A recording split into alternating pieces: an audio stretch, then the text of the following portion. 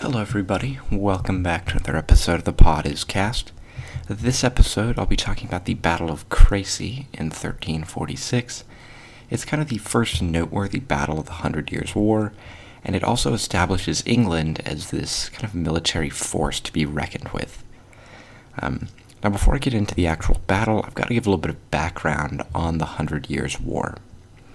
So in 1327, King Charles the Fourth of France, known as Charles the Fair or Charles the Handsome, dies without an heir. Now, a little bit on him, he's kind of a crazy dude who didn't really have an heir because he kept having his wives arrested or killed because he was accusing them of adultery. In addition to that, he also did a weird thing where he banned all the Jews from France because he was convinced that they had a conspiracy plot with the Muslims and lepers in France to overthrow the French monarchy. Regardless, Charles IV dies in 1327, kind of suddenly, and the French nobility is thrown into a loop. They don't know what to do, they don't know who the next king is going to be, and Philip Valois comes forward, and the nobility agrees that he will be the best choice. Now, he's related to Charles kind of dubiously, but think of more of a cousin. He's kind of that relative that you don't know quite how you're related to them, but you just know them as a cousin. Now, Edward III at this time is the King of England, and England owns part of France known as Aquitaine. It's a region north of the Pyrenees.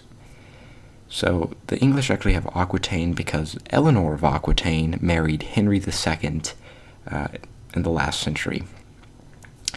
And the French want Aquitaine, and the English want France. They want the French throne. But they come to an agreement that Edward will not claim the French throne if he gets to keep Aquitaine. So this seems to satisfy all parties. And all is smooth and great, and there's the peace of 1327 up until 1340. And Edward decides that the time is right to make a claim for the French throne. So he goes back on his word and kind of stabs the French in the back and claims the French throne for himself. Now, Philip Valois, now Philip VI, is incredibly angry, as you can imagine, and he sends a French naval force to go defeat the English, where they are promptly defeated at the Battle of Sluys in 1340. So this is actually the first real battle of the 100 Years' War. And what the French didn't realize from the battle was that they lost not because the peasant naval seamen were idiots and, again, just pathetic peasants, but it's because they were shot to death by English longbows far before they could reach the English ships.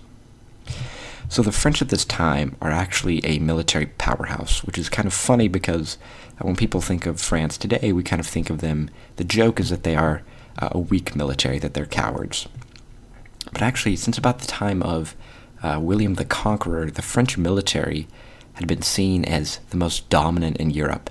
They had the most nobles, which meant that they had the most knights, which meant that they had the best military technology on the planet.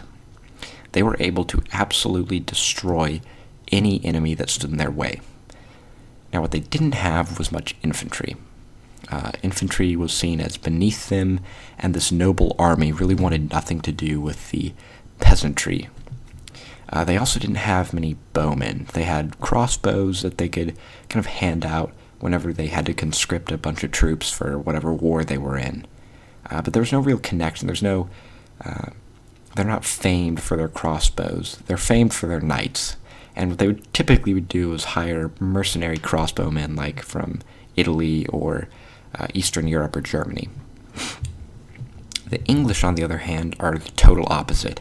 They're a poor country with not many nobles, but a lot of peasants. And so what they would do is when they conscript these soldiers to go fight the Scots in the north or the Welsh out in Wales, they actually pay their peasants. It's kind of revolutionary at the time, but the peasants were paid a salary, and they were able to keep their share of the loot. Now, in return, they had to pick a weapon, typically the longbow, and every weekend they had to train with that weapon. So what you basically have is a core military of well-trained, well-motivated peasants who work together. They have a lot of unit cohesion and are not abused or berated by their noble leaders. The French nobility are known for their arrogance, and the English nobility are actually known for quite the opposite. They were able to really inspire their troops, and they kind of go down in history as being loved by their troops, whereas the French have real problems trying to convince, eventually later on the 100 Years' War, trying to convince anyone to go fight for them once all their nobles are killed. So the English actually have been kind of doing their own thing on their island. They've been fighting the Scots, like I mentioned, and they've been fighting the Welsh, which aren't really known for being great warriors by their standards, but actually they were getting a lot of experience with these. Again, the Scots and the Welsh were pretty decent armies. The English just didn't realize it. And so they really had this weird thing where they were almost like depressed that they weren't fighting a better enemy. They weren't proud of fighting the Scots or the Welsh. They were kind of embarrassed by it. They kept hearing these stories of, the French fighting the Germans or the Italians, and it's these great noble warriors fighting each other with the knights. The English don't have knights, and they're kind of embarrassed about this. But it doesn't really matter. The peasants just every Sunday after church, they would go out and practice with their weapons. In addition, the English did something pretty smart, which is they recruit by town, or if it's a city, by neighborhood. So these are people that grow up together, that have known each other their whole lives, and there's a lot of unit cohesion, which is pretty important for morale. That whereas the French have a bunch of arrogant nobles who are all competing with each other, leading an army of peasants who hate the nobles. So in 1346, the French decide to take back Aquitaine. So they march south from Paris and besiege the English garrisons there. Now, Edward III decides that the best course of action is to lead a counter-campaign into the north of France. So in the same year, he lands in Normandy and starts pillaging. Now he actually does something kind of interesting here where he has like an offensive scorched earth policy. So he's trying to keep his baggage light because he isn't prepared to take on as much loot as they did initially.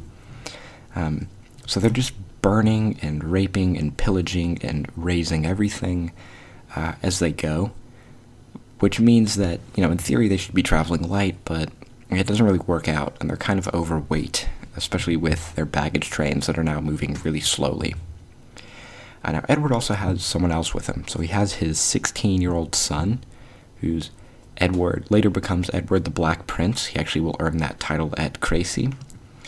And as soon as they land in Normandy, they go to the nearest church, and he is knighted. So he becomes Edward, Prince of Wales. Now, the army of the English actually makes it to the outskirts of Paris before they decide that it's not worth it, and the fight will be too big, and they don't have enough men. The English actually only have about 11,000 men at this point. And so they decide to march north. They're going to try and escape, pillage some more along the way, but this campaign is coming to a close in their eyes. The French, on the other hand, are just getting started. So Philip VI has actually amassed an army of about 40,000 men to go fight the English. Now, these are nobles mostly. Now, along with them, they have, we'll call it about 7,000 Genoese crossbowmen from Italy. And so they ride north as fast as they can, and they catch the British, who are mostly on foot, and they catch them outside of Crecy. Now, Edward decides to camp on top of a hill with a pretty steep slope, but nothing too extreme. And there's like a little valley, and then it rises into another slope. And that's where the French and the English kind of face off. Now, the English actually have time to deploy. So they place stakes and traps and caltrops, and they have their bows, they have their bowmen kind of these triangle formations so they can fire into the flanks of any enemy that's able to close and meet the English infantry. But they don't have many. They have 500 cavalry, maybe 2,000 knights, 7,000 longbowmen, and 1,500 skirmishers. So what Edward decides to do is to dismount all of his knights. So technically there are no knights in the battle on the English side. And so it just becomes this long line of basically goes, archer unit, infantry unit, archer unit, infantry unit, archer unit. That's the front line. And Edward places his 16-year-old son in command of the right infantry division. Now, Edward is actually in the second line, so he's not on the first line. He's in front of a big windmill, which is kind of the notable landmark of the region. And he has about 2,000 skirmishers and infantry, and a couple hundred bowmen as the reserves. And all he does is wait. And what happens is that the French are so incoherent and ready to fight that they actually don't form up. So what happens is that a kind of French scouting unit sees that the English line is ready for them, and so they ride back and they tell King Philip that he should wait and attack in the morning. That if he attacks now, they won't be organized, and it'll just be kind of small wave after small wave of French cavalry. Philip agrees and decides to set up camp. Unfortunately, none of the nobles respect his authority or care at all what he has to say, and they're in competition with each other to show who is the true best knight in France. So the nobles are riding as fast as they can, and they are ready to go. They don't want to camp, they want to fight now. And by this time, it's about 5 in the afternoon, it's August, the weather's a little glum, and the Genoese crossbowmen actually make it before a couple of the nobles, some of the nobles. And so the 7,000 crossbowmen start to march to the English lines. But as they're marching, a sudden rainstorm comes. And so what the English bowmen have to do is that they take the strings off their bows and they quickly cover it in pouches or under clothing or under their helmets, so that way the string doesn't slacken. The Italians, on the other hand, are either not as cunning, they don't know to do that, or they just don't really care, or they just can't. It's kind of hard to unstring a crossbow. But they just keep walking, and they get to what is supposed to be their crossbow range. Now, the English, by this time, are restringing their bows, but they haven't fired yet. They're going to let the Italians have the first shot. What the Italians don't realize is that the rain has slackened the leather strings for their crossbows, and they won't be able to shoot as far. So they come within about 80 yards, which in theory should be, effective range for a crossbow, and they fire. All of them fire. And all of their bolts fall short. Not a single one hits an English soldier. Now, the English step forward. They all draw back their bows, and they loose in to the Genoese crossbowmen. Now, a French poet / kind of historian writes that it's like so holy and so thick that it seemed as snow. And the Italians are absolutely slaughtered. They've only fired one volley, mind you. They drop all their crossbows, and they run. Now, the other problem is that with the rain, it's created mud. So not only could the Italians not reload their crossbows, because when they pushed them into the ground, they couldn't. The crossbows would sink in, and they couldn't draw the string back. So there's also that. But now, as they're trying to run, and as they're dying and falling into the mud, they're creating this just disgusting, bloody mud pit. Now, the French nobles watching this are actually happy, so they start cheering at the death of the Italians because they didn't want the Italians to have any of the glory in killing the English. They wanted it to be for them. So when they see the Italians coming back, they decide to just charge into them. They see it as these kind of, stupid peasants. They couldn't do it anyway. So the first line, the first wave of French cavalry just rides forward. King Philip actually said, "Kill me those scoundrels, for they stop up our road without any reason," of the Italians. And so as the Italians are trying to run away, the French are running into them. They're colliding, and the whole time the English are just waiting. They're letting the French get close enough that they can loose all their arrows at a range that will penetrate the French armor and kill French horses as well. So the first line of the French falls. So more French nobles charge, and more and more. It ends up being about 15 waves of French cavalry, each one just more decimated than the last by the time they're able to reach either the mud pit or the first line of English infantry. Now, some of them actually do reach English infantry, and when they do, Edward the Black Prince, who's actually got that name because he has all black armor and was, theoretically on a black horse with black armor as well, and he kind of is trying to represent the embodiment of death. This is a 16-year-old. I think that's absolutely crazy that a 16-year-old is in command of close to 4,000 troops, but he decides to charge out and kind of preemptively strike the French line. This is third or fourth wave. Unfortunately, he gets surrounded. He gets knocked to the ground, and before he can get up, they surround him, and then out of nowhere, his flag bearer comes.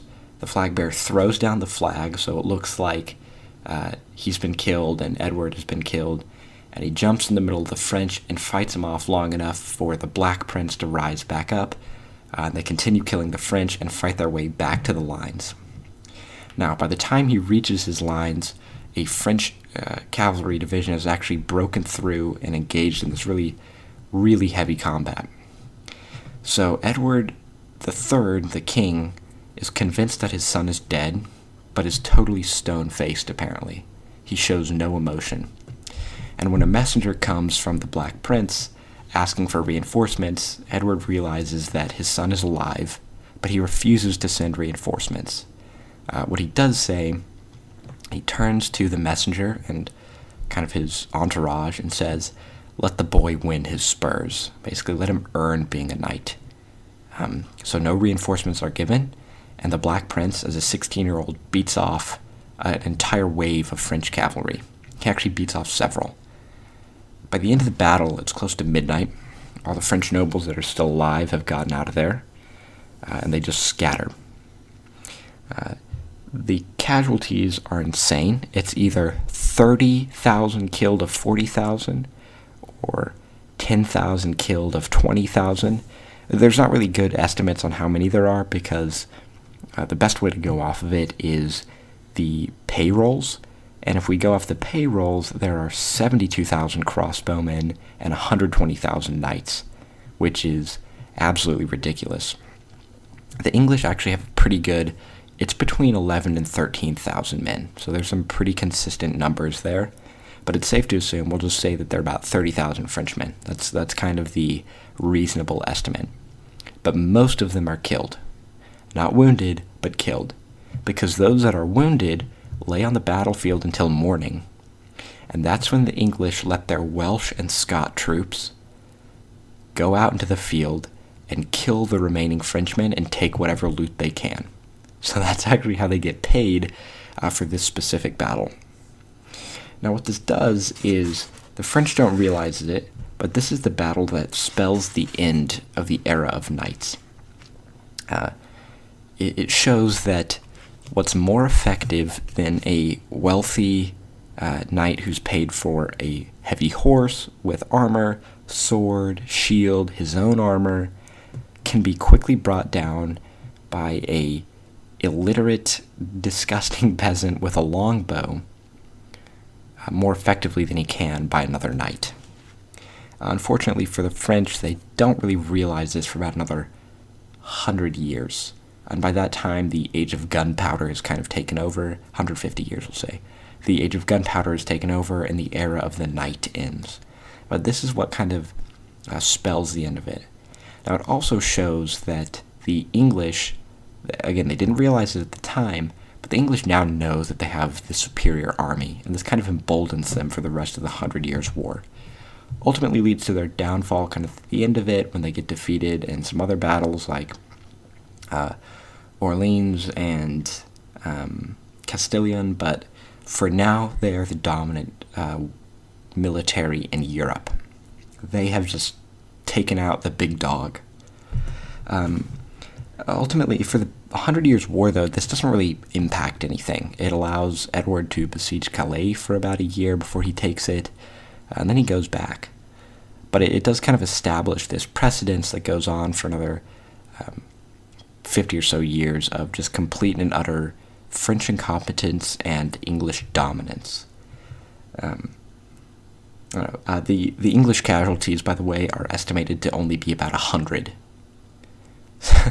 So it's a pretty ridiculous ratio of French dead to English dead.